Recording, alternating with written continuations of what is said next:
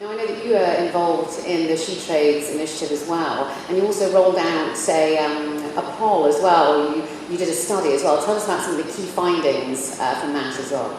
Yeah, so during my tenure as a previous journalist, I still have that hat right now because I still am the managing editor for 999 Magazine, the Ministry of Interior publication.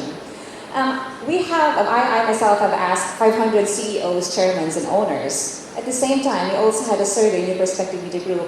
We interviewed 44 entrepreneurs in the UAE, half female and half male. What we have found out, together with the studies, is that there are four main challenges that every businesses, particularly small medium enterprises, have in the country. And because 85% of the businesses are actually SMEs anyway. So we're actually targeting the questions to the right people because they are the lion's share of the economy. And there are four main challenges that they have. The first one is limited capital and access to funding. I was very happy to hear Massimo Falcioni earlier talking about the funding access that the government is now working on to give to companies in here. Second is the balancing of family life and work life, male and female. Before we thought female are the only ones having a problem. No. In fact, in our case, it's almost similar. Males are having the same female problem as regard balancing family life and work life. And then followed by managing cash flow. You know, entrepreneurs, they are not business managers to start with. We just happen to be very passionate at what they do, and then suddenly they realize, I'm going to create a business out of this. Suddenly they realize they're so passionate in operations, now their cash flow is a mess.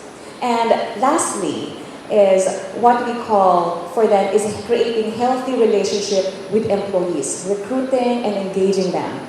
And it's very important that women actually are factored into this, and that's why during the SheTrades initiative, we're very happy to have our friends with UPS, Dubai Exports, and ITC. So we're able to uncover that, hang on for a moment, what's the real reason for that? Again, the why.